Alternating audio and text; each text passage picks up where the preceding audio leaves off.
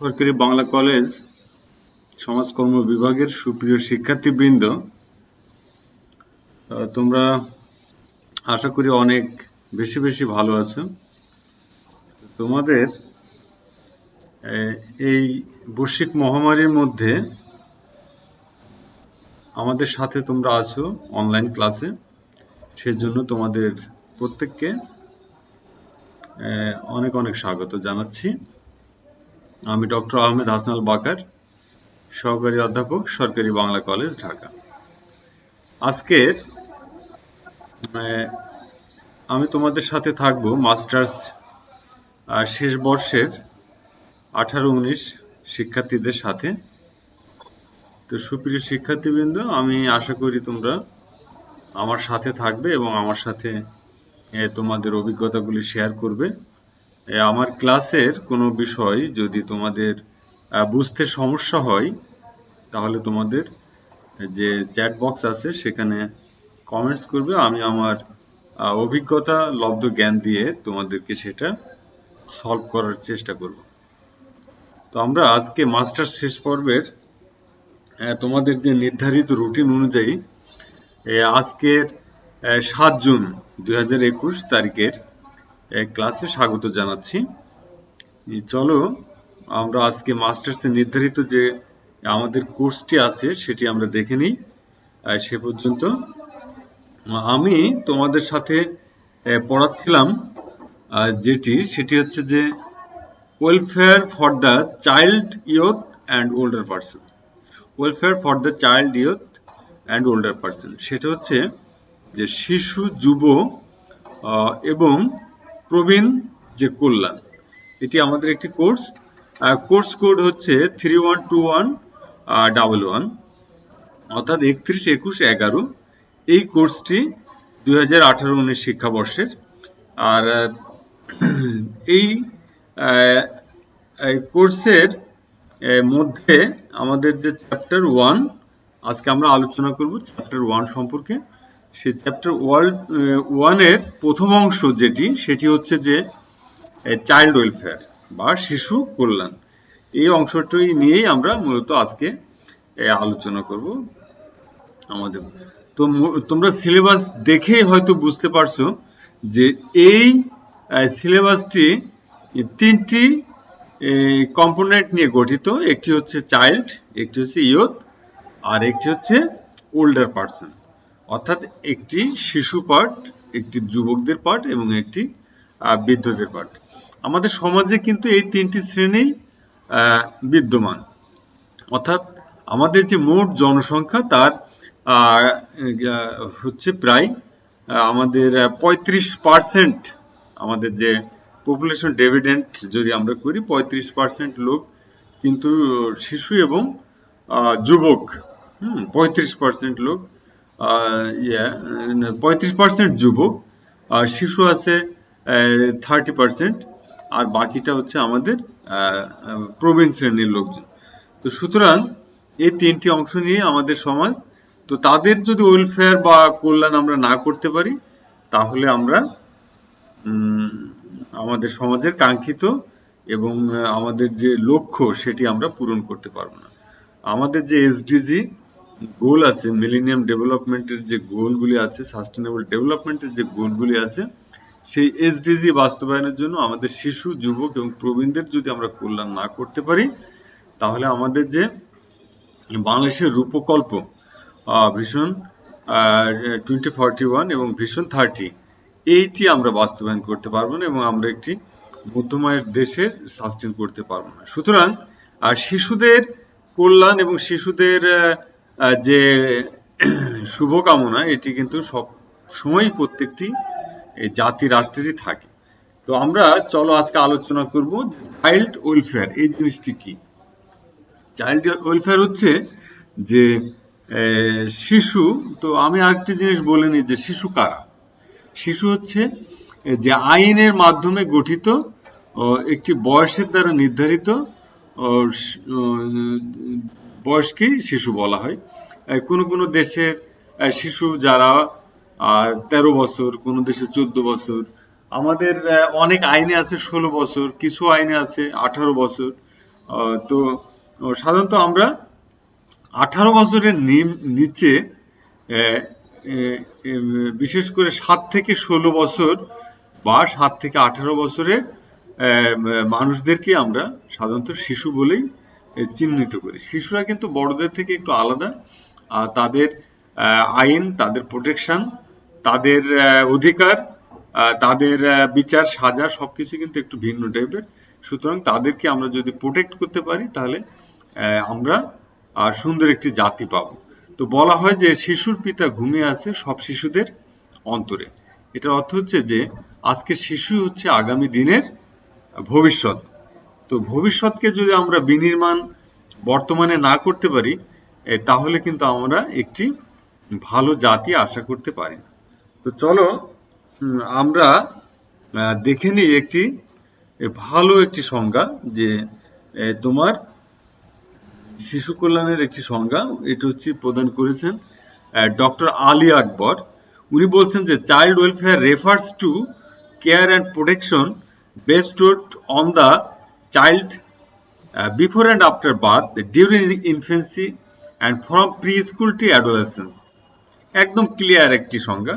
সেটি হচ্ছে যে চাইল্ড শিশু কল্যাণ হচ্ছে শিশুদের যত্ন এবং রক্ষা, দুইটা জিনিস, কেয়ার অ্যান্ড প্রোটেকশন। শিশুর যত্ন এবং শিশুকে রক্ষা করতে হবে কখন? Before and after birth. শিশুর জন্মের পূর্বেও কিন্তু শিশুকে রক্ষা করতে হবে, আবার শিশুর জন্মের পরেও কিন্তু শিশুকে রক্ষা করতে হবে। আর শিশুর এখন বলতে হবে শিশুর জন্মের আগে কি হয় তাকে যত্ন। হ্যাঁ, শিশুর জন্মের আগে অবশ্যই তার মাকে আমরা প্রোটেক্ট করব, তার মায়ের যে গর্ভধারণের অধিকার সেটাকে রক্ষা করতে হবে, তার মায়ের পুষ্টি নিশ্চিত করতে হবে। তো মায়ের পুষ্টি নিশ্চিত মানে হচ্ছে শিশুর স্বাস্থ্য নিশ্চিত করা। তো এই জন্য শিশুর স্বাস্থ্যকে তিনটি ভাগে আমরা ভাগ করতে পারি: ন্যাটাল, প্রিনেটাল অ্যান্ড পোস্টনেটাল, অর্থাৎ জন্মের আগে, জন্মের সময় এবং জন্মের পরে। তো সেটা পরে আলোচনা। আমরা এখন দেখি যে বলছে child welfare refers to care and protection based on the child before and after birth, জন্মের আগে এবং জন্মের পূর্বে। তারপর বলছে কি ডিউরিং ইনফেন্সি, অর্থাৎ তার যে শৈশবকাল সেটার সময় তাকে যত্ন নিতে হবে। তারপর বলছে from pre school to adolescence, অর্থাৎ সে স্কুলে ভর্তি হওয়ার পূর্ব থেকে সে স্কুলের শেষ পর্যন্ত বা সে কৈশোরে পদার্পণ করার আগ পর্যন্তই তাকে যে কেয়ার এবং প্রোটেকশন নেওয়া হবে সেটি হচ্ছে আমার শিশু কল্যাণ। তো সুপ্রিয় শিক্ষার্থীবৃন্দ, আমার মনে হয় যে তোমরা ক্লিয়ার যে child welfare refers to care and protection. Care এবং প্রোটেকশন করতে হবে শিশুদেরকে কখন? আফটার অ্যান্ড বিফোর বার্থ এবং ডিউরিং ইনফেন্সি। ইনফেন্সি মানে তার শিশুকালের সময়, তার হচ্ছে একদম একদম জন্ম পরবর্তী স্টেজকে ইনফ্যান্সি বলে, বা একদম শিশু বয়স, from pre school to adolescence, এবং সে যৌবন প্রাপ্ত বা কিশোর না হওয়ার আগ পর্যন্ত তাকে রক্ষা করতে হবে। এটি হচ্ছে আমাদের কি বলে, এটি হচ্ছে আমাদের শিশু কল্যাণের ডেফিনেশন। তো চমৎকার একটি ডেফিনেশন এটি প্রদান করেছেন এমডি আলী আকবর। উনি একজন বিখ্যাত সমাজবিজ্ঞানী এবং সমাজকর্মী বলা যায় এই আলী আকবর। তো দেখো, এখন আমরা যদি বলি যে চাইল্ড ওয়েলফেয়ারের মধ্যে কি কি বিষয় থাকে সেগুলি আমরা একটু দেখি। যে তোমার এখন ধারণা বা মনে আসতে পারে যে চাইল্ড ওয়েলফেয়ার বিষয়টা আসলে এর পরিধি বা এর ক্ষেত্র কতটুকু। তো আমরা দেখতে পাই যে চাইল্ড ওয়েলফেয়ার আসলে কয়েকটি বিষয় নিয়ে মূলত জড়িত। একটা হচ্ছে ফিনান্সিয়াল এইড টু ফ্যামিলি। এখন হচ্ছে ফিনান্সিয়াল এইড, তার আর্থিক সাপোর্ট করা শিশুর পরিবারকে, এটি চাইল্ড ওয়েলফেয়ার বা শিশু কল্যাণের মধ্যে আসবে। অ্যাডপশন সার্ভিস, অ্যাডপশন সার্ভিস হচ্ছে তার যে অ্যাডপ্ট করা, তাকে মানুষ করা, তাকে বড় করা, হ্যাঁ, লালন পালন করা, এটা হচ্ছে অ্যাডপশন সার্ভিস, এটা চাইল্ড ওয়েলফেয়ারের মধ্যে আসবে। সার্ভিস টু আনওয়েড মাদার্স, আমাদের যে অনেক ভার্নারেবল মাদার আছে, হ্যাঁ, সেই মাতৃত্বর সময়টার যে সার্ভিসটা আমাদের দিতে হবে। অর্থাৎ আমাদের যে পরিত্যক্ত মা আছে, নির্যাতিত মা আছে, আমাদের যে লাঞ্ছিতা মা আছে, তাদেরকে প্রোটেক্ট করতে হবে আমাদের। তারপর foster home care. Foster home care হচ্ছে তোমার যেখানে শিশুদেরকে দত্তক নিয়ে বা সরকারি বা বেসরকারি ব্যবস্থাপনায় নিয়ে সেখানে তাদেরকে অ্যাডপ্ট করে মানুষ করা হয়, সেটা হচ্ছে ফস্টার হাউজিং, বা আমরা বলি না ফস্টার ফাদার, ফস্টার মাদার, পালক পিতা পালক মাতা। অর্থাৎ এই যে ফস্টার হোম বা যেখানে পালন করা হয়, হ্যাঁ, অন্যের শিশুকে, অন্যের সন্তানকে, সেটা হচ্ছে ফস্টার। এই কেয়ারিং সার্ভিসটা হচ্ছে আমাদের চাইল্ড ওয়েলফেয়ারের অংশ। তারপর home making service. Home making service হচ্ছে গৃহ নির্মাণ। শিশুর কিন্তু আবাস গৃহ খুবই দরকার। হ্যাঁ, তার যোগ্য বাসস্থান যদি আমরা তৈরি করে দিতে না পারি তাহলে সেটা কার্যকর হবে। তো এইটাও চাইল্ড ওয়েলফেয়ার অংশ। আরেকটা হচ্ছে ডে কেয়ার সার্ভিসেস বা দিবা যত্ন কেন্দ্র। সেটি হচ্ছে কর্মজীবী যারা দম্পতি আছে, কর্মজীবী যারা মা আছে, তাদের সন্তান কোথায় থাকবে, তারা যখন অফিসে থাকবে তখন তাদের সন্তান কোথায় থাকবে। তো তাদের সন্তানদের ওই কর্মকালীন সময়ে সকাল ধরো 8টা থেকে বিকাল 5টা 6টা পর্যন্ত যে সেন্টারে রেখে বাবা মা নিশ্চিন্ত থাকে, সেই সেন্টারটাকে বলে দিবা যত্ন কেন্দ্র বা ডে কেয়ার সেন্টার। তো এই বিষয়গুলি আমাদের চাইল্ড ওয়েলফেয়ারের অংশ। আমরা এখন একটু দেখি যে অবজেক্টিভস অফ চাইল্ড ওয়েলফেয়ার। আমাদের সমাজে কি কি অবজেক্টিভস আছে। এখন এখানে আছে হচ্ছে protect, promotion, protect and promote. শিশু কল্যাণের উদ্দেশ্যই হচ্ছে যে শিশুকে প্রোটেক্ট করা এবং তাকে প্রমোট করা, তাকে তার উন্নয়ন ঘটানো। তো এক কথায় আমরা বলি, সংক্ষেপে আলোচনা করে যাই। তারপর 2 হচ্ছে সাপোর্ট ফ্যামিলিজ।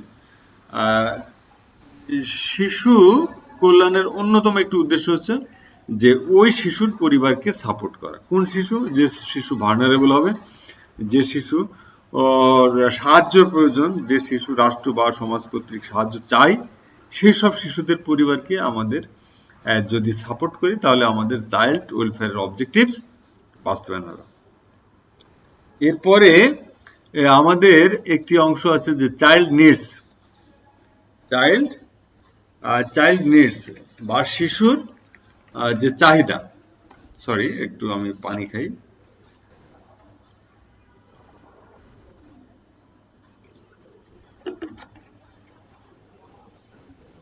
তো ঠিক আছে, ওয়েলকাম ব্যাক। সেটি হচ্ছে শিশুর চাহিদা। তো শিশুর কিন্তু অনেক রকমের চাহিদা আছে। শিশুর দৈহিক চাহিদা আছে, মানসিক চাহিদা আছে, সাইকোলজিক্যাল তার নিডস আছে, আর্থিক চাহিদা আছে। এই চাহিদাগুলো আমরা পরে ডিটেলস আলোচনা করব। তো এই চাহিদাগুলো আমাদের পূরণ করতে হবে। এরপরে আছে নেগেটিভ ইফেক্ট। সমাজে কিন্তু অনেক খারাপ প্রভাব আছে যেটি শিশুর উপর পড়ে। যেমন মাদক আছে, মদ, জুয়া, তোমার বিভিন্ন ধরনের নীল ছবি, এগুলি কিন্তু সাইবার ক্রাইম, এগুলো কিন্তু শিশুদের উপরে ইম্প্যাক্ট করে, তাকে এফেক্ট করে। সুতরাং এই যে নেগেটিভ যে বিষয়গুলি আছে, সেই নেগেটিভ বিষয়ের হাত থেকে শিশুকে আমাদের রক্ষা করতে হবে। আরেকটি হচ্ছে যে child policy making. Child policy making একটি হচ্ছে শিশু কল্যাণের অন্যতম অবজেক্টিভ, যে আমাদের যে শিশু নীতি আছে সরকারের, সেই নীতিটাকে সাপোর্ট করতে হবে। সেই নীতিটা প্রণয়নের সময় এই যে যারা চাইল্ড ওয়েলফেয়ার নিয়ে কাজ করবে তাদের মতামত লাগবে। যারা সারাক্ষণ শিশু নিয়ে কাজ করে তারা যদি শিশুর বিষয়ে সাজেস্ট করতে না পারে বা সুযোগ না থাকে, তাহলে শিশু পলিসি বা চাইল্ড পলিসি বা শিশু নীতি প্রণয়নে ফ্রুটফুল হবে না। তাদের একটি ভালো উন্নত চাইল্ড পলিসি আমরা গঠন করতে পারবো না। তাহলে protect and promote children, support their families বা children needs, This is the one of the objectives of the child welfare. Negative effect from the negative activities, and we have to protect the children.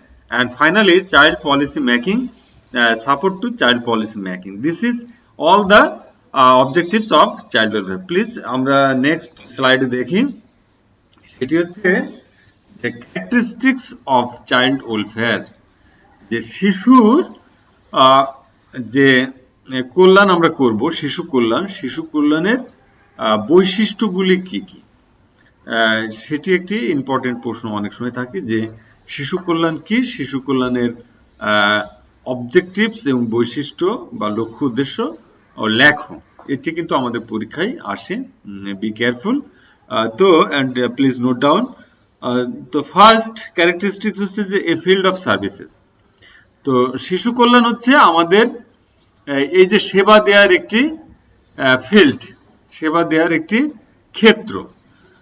হ্যাঁ, এটা হচ্ছে এক নম্বর আমার characteristics, যে a field of services. This is number one characteristics of child welfare, and this is the sector which we can provide the service to the child by the field of services. So আমাদের তাহলে আমরা clear যে আমরা আমাদের যে child ওয়েলফেয়ারের একটি অন্যতম বৈশিষ্ট্য হচ্ছে যে এইটা একটি সেবা দেওয়ার ক্ষেত্র, এটা মনে রাখলে হবে। দুই হচ্ছে যে এই সোশ্যাল ওয়ার্ক প্র্যাকটিস। তো আমরা সোশ্যাল ওয়ার্কার যারা সোশ্যাল ওয়ার্ক প্র্যাকটিস করি, তাদের তো প্র্যাকটিসের একটি ক্ষেত্র থাকতে হবে। তো সোশ্যাল ওয়ার্ক প্র্যাকটিস বা সমাজকর্ম অনুশীলনের কিন্তু চমৎকার একটি মাধ্যম হচ্ছে আমার চাইল্ড ওয়েলফেয়ার। সুতরাং এই যে চাইল্ড ওয়েলফেয়ার এর একটি অন্যতম বৈশিষ্ট্য হচ্ছে, one of the good characteristics is a social work practice.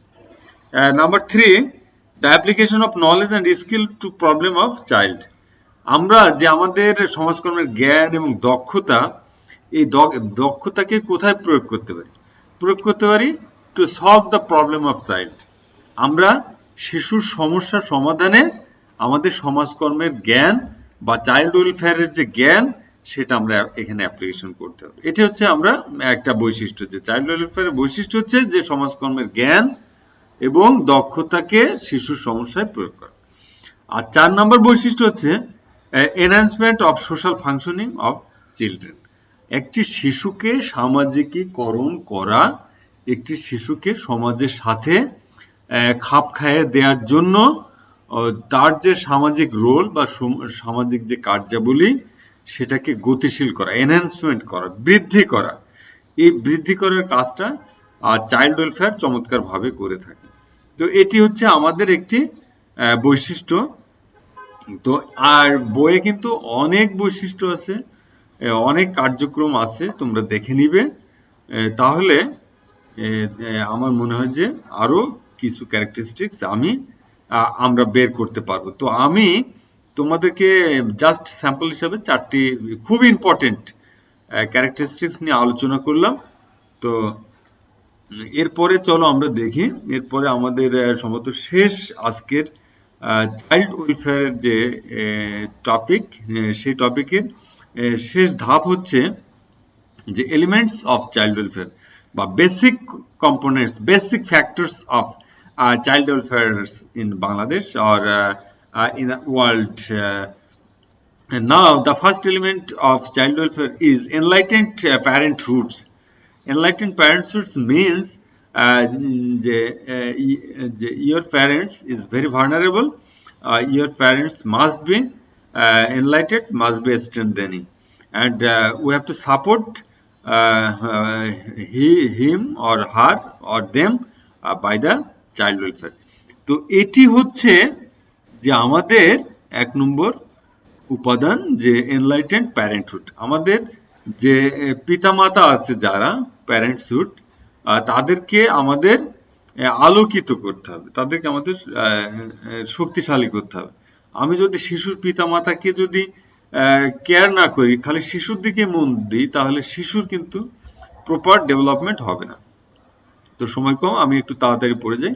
And the second elements of child welfare is conserving and strengthening family life. অর্থাৎ শিশুর যে পারিবারিক জীবন আছে সেই জীবনকে তোমার সংরক্ষণ করতে হবে, কনজার্ভিং অ্যান্ড স্ট্রেংথেনিং শক্তিশালীকরণ করতে হবে এবং তাকে সংরক্ষণ করতে হবে। তো শিশু হচ্ছে একটি ফ্যামিলি থেকে আসে, আমরা সব মানুষই ফ্যামিলি থেকে আসি, কিন্তু শিশুর ক্ষেত্রে ফ্যামিলিটা খুব বেশি দরকার।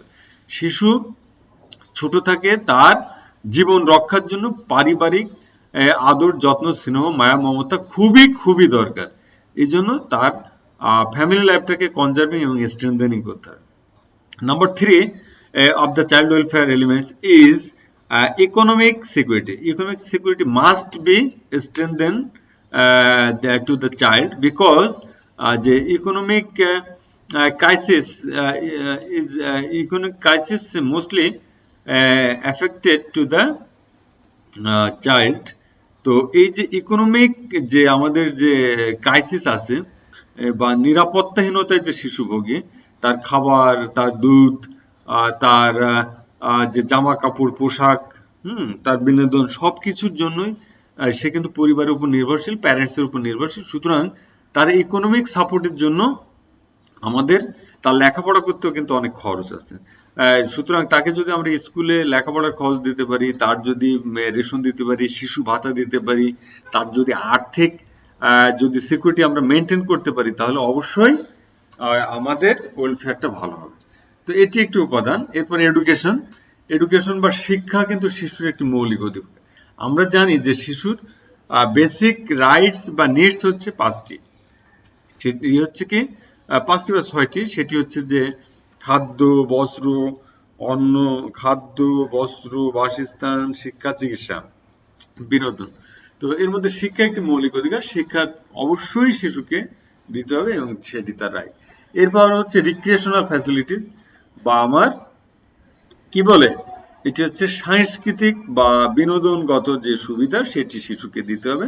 কারণ শিশুকে যদি সবসময় আমরা চাপের মধ্যে রাখি, পড়াশোনায় ব্যস্ত রাখি, তাকে দিয়ে কাজ করাই, সেটি হবে না। তাকে বিনোদন দিতে হবে, তাকে পার্কে, জাদুঘরে তাকে খেলনা দিতে হবে, ঘুরাইতে হবে, হ্যাঁ, মাঝে মাঝে গল্প বলাইতে হবে, তার সাথে মিশতে হবে, সময় দিতে হবে। তো এগুলি হচ্ছে আমার করতে হবে। তারপর প্রিভেন্টিং চাইল্ড অ্যাবিউজ।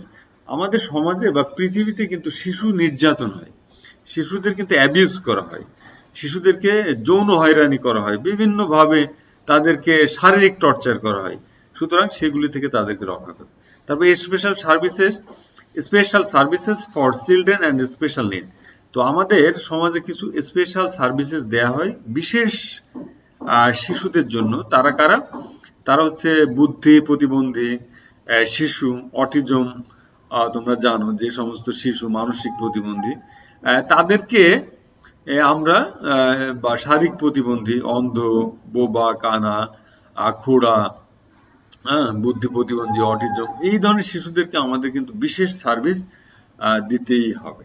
তো আমাদের যেমন অন্ধদের জন্য ব্যারেল মেথড আছে, লেখাপড়ার জন্য অন্ধ স্কুল আছে, বোবা স্কুল আছে আমাদের সমাজে।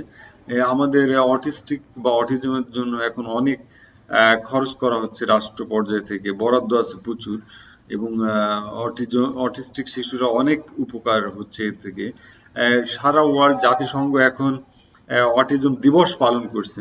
তো সুতরাং তো এই স্পেশাল চাইল্ডদের জন্য আমাদের সার্ভিস আছে। এটা কিন্তু আমাদের শিশু কল্যাণের একটি উপাদান। আরেকটা হচ্ছে যে প্যারেন্টহুড ট্রেনিং। তো আমাদের পিতামাতাদেরকে ট্রেনিং দিতে হবে, প্রপার গাইড করতে হবে যে শিশুকে কিভাবে তারা মানুষ করবে, শিশুকে কিভাবে সুন্দর করবে, এটি একটি। আরেকটা হচ্ছে যে স্যাটিসফ্যাকশন অফ বেসিক নিডস।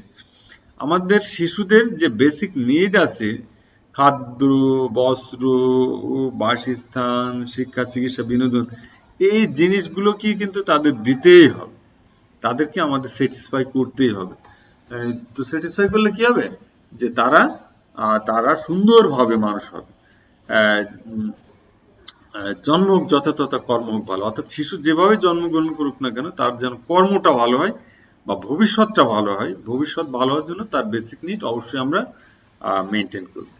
তো এই ছিল আমাদের আজকের আলোচনা। সুপ্রিয় শিক্ষার্থীবৃন্দ, তো তোমরা ভালো থাকবে, সুস্থ থাকবে, সামাজিক দূরত্ব বজায় রাখবে সুন্দরভাবে চলাফেরা করবে, মাস্ক পরবে, সবসময় মাস্ক পরবে যখনই বাইরে যাও। তোমরা মাস্টার্সের ছাত্র, অনেকটা অ্যাডাল্ট, অনেকে চাকরি করো, তো তোমরা অবশ্যই অবশ্যই মাস্ক পরবে। কোভিড পরিস্থিতি এখন খুবই উদ্বেগজনক, মহামারী আকারে ছড়িয়ে পড়েছে সারা দেশে।